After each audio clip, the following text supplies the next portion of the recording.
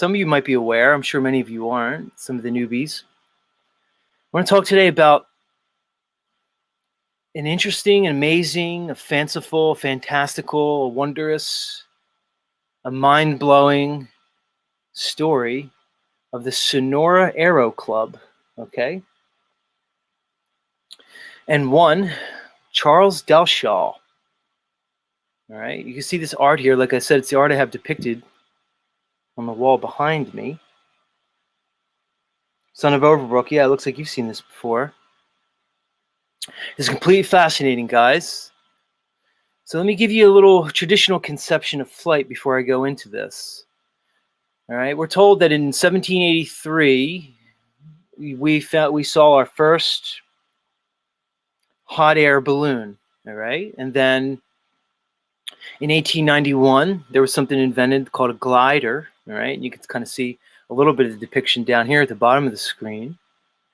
And then also in 1891, you have the, it's called a glide or a double glide, right? And it's just these very basic prototypes, these original flying machines. And then in 1903, of course, we have the Wright brothers and their plane, which you have depicted on the right side of the screen. But as many of us in this community know, that there's conceptions of flying craft that precede these dates by a long shot. And not only that, the conception of these crafts are quite whimsical and amazing and quite different than the aeronautic technology that we've been presented with. Let me start off a little. Let me go back to my first screen and give you a little backstory. So these pictures here, what you see here is the artwork of one Charles Dalshaw. Charles Dalshaw immigrated to the United States from Prussia in 1850. All right, so he was born in 1830. So at the age of 20, he immigrated to the United States from Prussia. Prussia later became Germany. All right, and I think that's significant in a lot of ways because we know about the Germans. We know that the German scientists had, at least when you go off the history that's been given to us, the German scientists had access to advanced technology and conceptions of science that seem to be hidden or lost. So he came from Prussia. All right. He was rumored to be a member of some say mythical group called the Sonora Aero Club. The Sonora Aero Club was said to be a club that met in California during the mid-1800s. So we're talking about 1850, 1860, 1870. And this club was said to be made up of a bunch of members who had some type of knowledge of these arrows, okay? They're called arrows, these flying crafts. And as we go through this, you'll see some of the amazing technology that may have underpinned these crafts. They called it anti-gravity, well, gravity is just a word. These seem to be levitating crafts that went way beyond the hot air balloon and way beyond the typical conception we know of aeronautical technology. Again, some say this group was very mystical. Some even doubt their existence, right? But there's others that say that this group was completely real. And then this group had access to particular understandings and technology that remain hidden to this day. All right. So when we talk about the 1800s, we already know what the 1800s was. Look at the pictures from the mid-1800s. Look at all these empty cities with the vanilla skies. We know that the history that was presented to us is anything but. We know that the technology that's presented to us is probably not the truth. So what was going on in the 1800s? We talk about resets. Did this Sonora Aero Club group have some insight into ancient technology? What did they know about these flying machines? We have conceptions that the Hindus, the Hindu Vimanas, had flying machines back in antiquity. All right, we're told stories in ancient Greek antiquity of flying machines. We see references to flying machines in the Bible and all throughout different cultures. Okay, we're told Icarus flew too close to the sun. Flight was probably not new to humanity. Like I said, they presented us the Wright brothers in 1903 as the first sustained flight. And in 1783 was the first hot air balloon. But as we look, as we examine the story closer, is that the real story? What does the Sonora Aero Club tell us about what human flight really is, what it was, what's being hidden? And what is Charles Dalshaw telling us in his artwork here? Okay.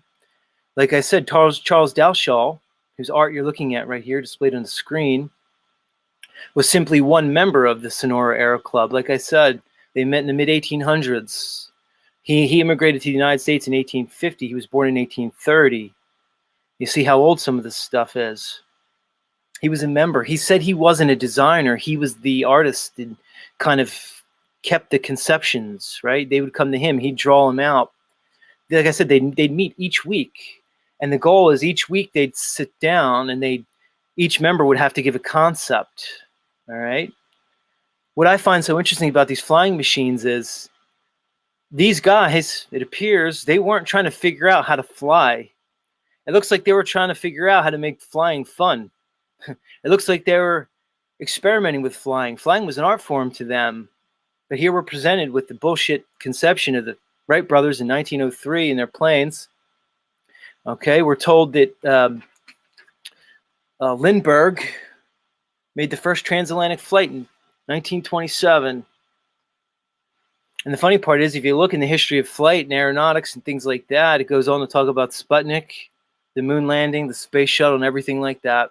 So let me ask you guys, knowing what we know in this community, if we're told that the history of flight started in 1903 with the Wright brothers, and then progressed to the Apollo moon mission, the space shuttle, and they include that in the history of flight, well, what does that tell you about the whole thing? Like I always say, guys, false in one thing means false in all things. If you have an organization or a system that's lying to you about one thing, they can't be trusted in anything, all right? And that's my point. So let's explore the artwork of Charles Dalshaw and the Sonora Aero Club. All right, Charles Dalshaw, like I said, he immigrated here in 1850 at the age of 20, but he didn't start his art until 1899 at an advanced age, all right? He was almost 70 years old when he started his notebooks, all right? He was retired at this point. He was living in an attic in his stepdaughter's house. This artwork that I'm about to present you was lost. He died in 1923, so he had 21 years of being an artist, or 21 to 22 years of doing his art, and his artwork wasn't found, and so he died in 1923. The artwork was found in the trash in 1960, so the story goes, if we're to believe it. The artwork was found in the trash. It would have been lost to humanity if not found. Then it went to just a local collector, and it sat under a rug for about a year or two until, the story goes, a local college student found it, unearthed it. Now we have it here in the world. This work has been presented in museums. This work has been presented in many museums. A lot of this work has been auctioned off now. If anybody knows about the Christie's auctioning house, some of this work gets auctioned off for tens of thousands of dollars. So I'm presenting you artwork that's known to the art world, that was hidden, that's currently being presented as the fanciful ideas of an artistic genius, an artistic Prussian genius who made this up in his mind. That's how this is being presented to this world, this enigmatic genius artist who had an incredible imagination, and then came up with this work. But I'm going to pose a different concept. I'm going to propose an idea of a man who was actually participating in the Sonora Aero Club, and who's actually writing down the ideas of this club, and I'll let you guys decide. But either way, guys, the artwork's amazing, and it's a fascinating story, all right? Let's get into some of the individual pieces. Here's a piece here, okay? what you'll find is, if you look at his artwork here, he basically had three methods of art. One was watercolors, which are beautiful. So a lot of his watercolor paintings you'll see, which I think really make good art pieces. Two was his drawings, his sketches. Let's call them pencil sketches. And then three, he made collages of different newspapers of the day. This is one of his water paintings. A couple things drop out to me. This was an Aero. This is supposed to be a flying craft. The first thing I see is a toroidal structure. I see a dual toroidal structure, right? I see... What do we know about the toroid? What do we know about the toroid? We know the toroid is the fundamental concept of probably not only this realm, that's just a theory, but any conception of the Tesla coil, okay? The Tesla coil runs off very sound principles of electromagnetism. We're presented it through Tesla. Whether Tesla or not actually existed is up for debate, but what I'm trying to say is the physics that underlie the Tesla coil, the electromagnetic resonant properties of the Tesla coil are completely physically sound. What am I saying? Charles Dalshaw, this Prussian immigrant who worked as just a regular shopkeeper, he was a butcher. He wasn't an educated man. He was a clerk at some points of his life. But here this man is depicting what may indeed be the underpinnings of free energy and zero-point energy with the Tesla coil right here with a dual toroidal structure and a levitating craft. Right here he painted this in the early 1900s, but this was said to be conceived of in the mid-1800s. This is fascinating. Beyond beautiful art, beyond beautiful watercolors, we see a man who's evidencing high technology here. Now, the system's going to hide this from us. You're not going to see any authorized scientists or physicists get here and talk to you about this, so I'm going to talk to you about this. I think it's amazing. I think it's beautiful. Here's an example of some of his collages that he would make. He would take different newspaper clippings and magazines of different science of his time, and he'd put it in these beautiful collages. Quite beautiful. The artwork is stunning. Stunning artwork. Here's another one of his watercolors. Again, this is another flying craft. Another Aero. Look at the colors. Look at the design. You know? Like I said, I look at this, and what this comes off to me is not people who were trying to figure out how to fly. It was people trying to figure out how to make flying fun. It's the same thing we see. We see all the antiquitech around this world, all these ancient cathedrals, all these ancient buildings throughout all these different cultures. They weren't just building beautiful buildings. They were building beautiful buildings that had function.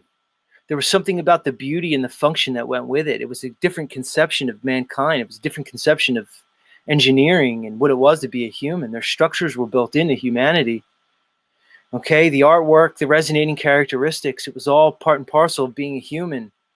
What do they present us with now? Look at the flying crafts now. You know, straight edges, aerodynamics. They run off certain principles, certain aerodynamic principles. They run off combustion engines, combustion dirty engines. What do we have here? We have conceptions of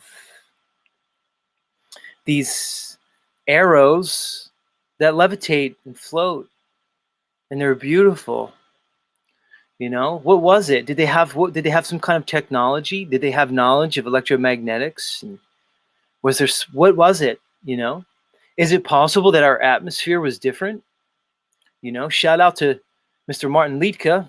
You know, I don't want to steal his ideas, so I'm going to present it to him. He talks about a atmosphere that was probably more dense, more fluid-like at one point, which would make flying and levitating much more easy, and that humans existed in this. Is it possible that there was a different atmosphere and these people knew it? Like I said, we see evidence of a reset as current as the mid-1800s, potentially. Was the atmosphere different in some way? Were we able to fly and levitate in ways that we just can't even conceive of now? These are the questions that I'm asking and I'm posing. This is one of his pencil drawings. It's a little blurry. I blew it up a lot, but you'll see they're just kind of hanging out. They're just sort of levitating. They're chilling, you know? They're not You know, they're not in a room. They're not trying to engineer a combustion engine aerodynamically designed to have lift. If it appears that the concept of lift was known and it was simple, it doesn't seem dangerous at all. It almost seems like they're just hanging out the side of it. Like if they fell, it wouldn't even matter. Was indeed the atmosphere different? This one's a little interesting. If you look at the top left, it's almost like he takes his buddy and he's casting him off into the heavens like you would set off a balloon. But it's a guy just kind of floating. He has his hands up in the air, almost like he's a kid on a swing, but his buddy's sending him off into the cosmos. Very interesting. Again, I posed the question, was just this the mind of an enigmatic genius? Or was he trying to tell us something? Look at this one. All right. We look at this vehicle. This vehicle defies any concept we have of aerodynamics, but yet it's said that these are flying around. The concept of these flying machines and these Aeros isn't new. There's reports throughout the entire mid to late 1800s of these flying machines all around the world. And here we have it depicted by one Charles Dalshaw. He was depicting these in the early 1900s, but like I said, the Sonora Aero Club was said to meet in the mid 1800s. Look at the wheels. Look at the guys just hanging out, right? They don't have any equipment on, you know, they don't have helmets, you know. It's a different conception of lift. It's not like a helicopter propeller. There's a concept of lift. There's no hot air balloon on this. They're just kind of hanging out, floating around in the sky. What do they know? What are they telling us? Look at this guy. I would love to have one of these things. Just chill out, you know, you cruise around. This guy's just hanging out in the air. He doesn't look worried at all. He's not afraid of falling. He doesn't have a parachute on. You know? What are these guys doing? Here's this guy. Like I said, they're just hanging out, floating in the air. It's amazing. Here's another watercolor. I just like this one. This one's pretty. Like I said, everybody, if you really go into this, it's beautiful artwork. It's amazing artwork. It's mind-blowing. I like this one. You could say they're hot air balloons at the top. They might be, but it's not like anything we've ever seen. Is it possible that they did include some kind of hot air balloon technology, potentially helium? Were they using helium or hydrogen? You know, were they combining it and whatever? Was it an electromagnetic levitation technology? Guys, we know we can use electromagnetism to make things float. We in the flat Earth community know that if you use a Van der Graaf generator and you present a positive charge to a neutrally buoyant floating object, if you present a positive charge to a neutrally buoyant floating helium balloon with a piece of metal on the bottom, if you positively charge a metal button on a neutrally buoyant helium balloon, that balloon sinks. It goes down, likely to the negatively charged Earth. Okay? A lot of flat earthers call it incoherent dielectric acceleration. Okay? It makes much more sense than gravity. It's still theory, but it fucking blows gravity out of the water. At least electromagnetism is demonstrable. All right? We know that if you add a negative charge to aluminum foil in a particular construction, that aluminum foil appears to it floats and levitates. Science will tell you it's anti-gravity, but in reality, you're just manipulating electromagnetism. So is it possible that they were using principles of electromagnetism, some kind of Tesla coil type device using resonance to levitate these crafts? Did they have some advanced technology? Like I said, we know electromagnetism could be used to manipulate things in the air. When you look at a bee flying, when a bee is flapping those wings, and you evaluate the aerodynamics of the flight of a bee, you'll find very quickly that that bee is not flying based off the accepted principles of aerodynamics. The lift of a plane is said to be caused by what's called the Bernoulli effect. Okay, so lift of a plane, lift of a helicopter, when you have any propeller or wing, is accomplished by what's called the Bernoulli effect. All right, the Bernoulli effect causes a particular situation, either it's a spinning propeller or a moving wing, where you get less air pressure on top of the wing and more air pressure below, and it creates lift. That's called the Bernoulli effect. Anybody could look it up. It's It's also how your vocal folds work. It's an accepted principle in science, and that's how flight is performed now. But this appears to be a different kind of flight, based off a completely different principle. What was levitating these things? How were they floating? Like I said, based off what I'm seeing here, looks to be much more than helium and much more than hot air balloons. I'll tell you that much. This one's pretty. I like this one. I like the colors on this one. This one's pretty too. All right.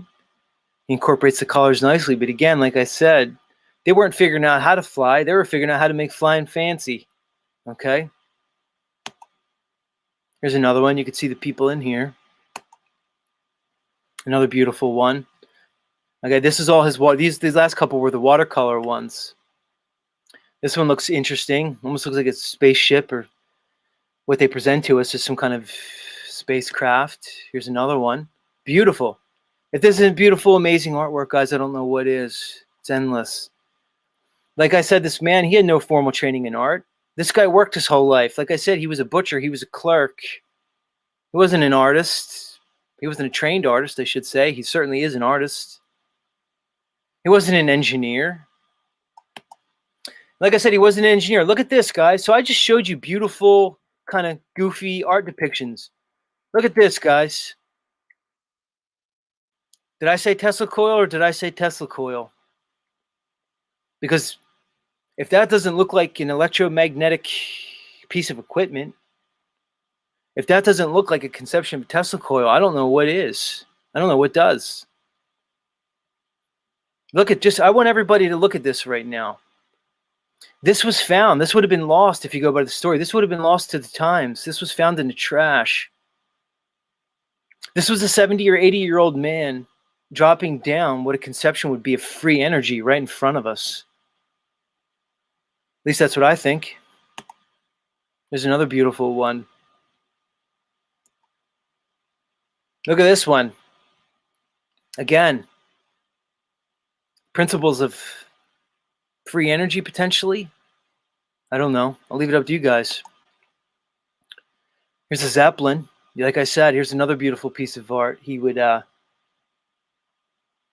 cut newspaper and magazine clippings out of these airships, and he put these beautiful collages together. Like I said, his three main types of artwork were these collages, the watercolor paintings, and then his drawings.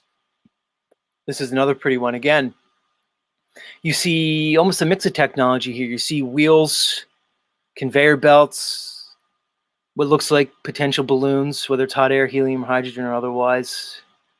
All different things here. Look at this one, guys. What is this? What are we looking at here? So I asked the question, was just this some genius artist who just had a penchant for drawing? Or is this a guy who understands the principles of engineering and physics? Because what I see here is the precursor to advanced engineering schematics. I see spiral principles. I see vortex technology. Much more than just a combustion engine. I see principles that go way beyond simple combustion. I see principles of vortex technology, and electromagnetic technology. Here's another pretty one. I like the colors here. This is a good one. Wheels and pulleys. You know, what was going on here, guys? There's another one. This is an interesting one I found. You'll look in the center. This looks like a levitating train. This looks like a train engine that levitates. But I want you all to see the name right in the center, top center of your screen. Trump. It says Trump. I don't know what to make of it. You know, the Trump family was named Trump at that point. There was no Trump. So I just posed this because, one, it's just a gorgeous, beautiful watercolor painting, but it says Trump right across the center. Fascinating for so many reasons. We know that Donald Trump, we hear a story that Donald Trump's uncle, whether it's a story or not, that's what they give us. Donald Trump's uncle was actually the guy who came across all of Tesla's work and all of Tesla's writings, and that Donald Trump's uncle, you can look it up, was the one that got his hands on all of Tesla's work. It's a story. Who knows if it's true? I just thought it was an interesting one. There's another pretty one. I like this one too. There's two guys kind of hanging out. Like I said, they don't look like they're in danger. They look like they're having fun. They look like they're about to take this to a picnic. Imagine going to work in one of these things. What kind of freaking cool world that would be. Not the world they give us. This appears to be a Zeppelin going down for the count. Here's another one. Signs of advanced technology with this Mr. Charles Delshaw. I like this one. Like I said, guys, he was drawing this stuff in the early 1900s. Now we know that the way they present it to us, that where jet technology was at certain times and how they present it to us. And I don't want to go through the whole thing, but the Germans, they said, were developing jet technology probably more earlier than almost anybody, whether it was 1910s, 1920s, 1930s. We're told in the 1940s they started to try to blast stuff up into the atmosphere using jets, in the 40s. Sputnik wasn't said to go up until like 57, 55, 56, 57 for Sputnik. So we know the evolution of jet technology, the way they present it to us. But here's this man with no education presenting his conceptions of what may be aerodynamic and jet technology from his attic with a couple of pencils. What's this tell you about our history and our technology that's given to us, guys? Is this technology really as it's presented to us? Or do they roll this technology out? Is this technology known? Where does it come from? Does it come from other lands, other realms? Does it exist in somewhere in the etherical realm? Does it exist in the astral plane? And is it manifested here? Are there other lands on this earth beyond it? Whatever's presented to us in any standard map? Where does this technology come from? And why were these men in the mid 1800s with the Sonora Aero Club in California, why were they aware of this technology decades before it was presented to us? And they were drawing it like it was nothing. This guy was doing this in his spare time. This picture this guy, he probably eats dinner with his family, goes upstairs and draws this thing. It's amazing. This one's kind of cool. I like this one. This kind of has almost like a alien craft, so to speak, design. Look at this one. Like I said about the dual toroid design. If that's not two Tesla coils on top of each other, I don't know what it is. I don't want to speculate too much, but I'll let you guys see. There appears to be a propeller there, for whatever that's worth. Look at this. Early conception of jet technology. If we're told the Germans weren't doing it until the first or second decade of the 1900s, the 20th century, if we're told the Germans weren't developing technology, well, why is this man drawing an early conception of jet engineering right in front of our faces here? And he's doing it with watercolors and pen. Here we go again. Same concept.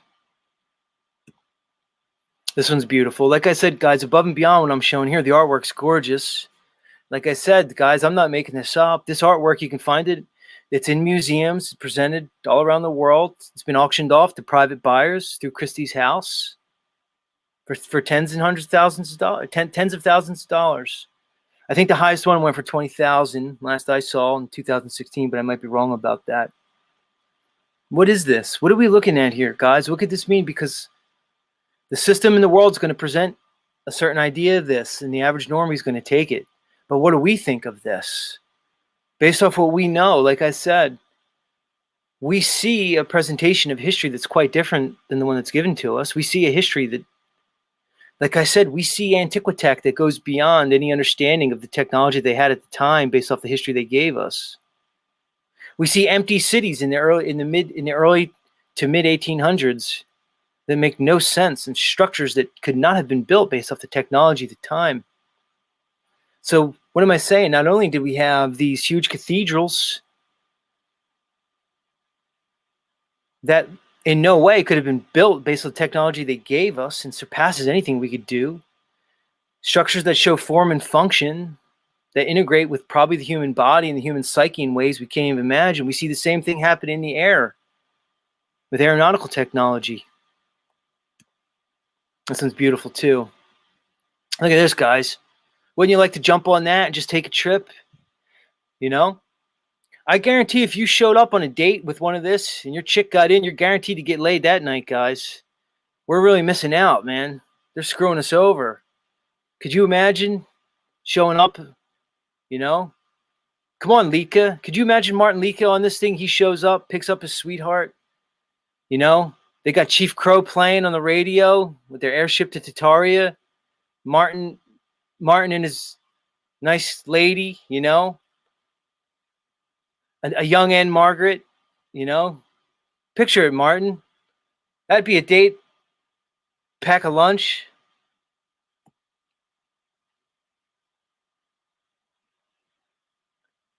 Scientific America. Look at this plane. Look at that. Look how cool that is. Imagine cruising around in that thing. It'd be awesome. Be totally awesome. Here's another one. All right, guys, you get my point. Look how fun that looks. What kind of world was this?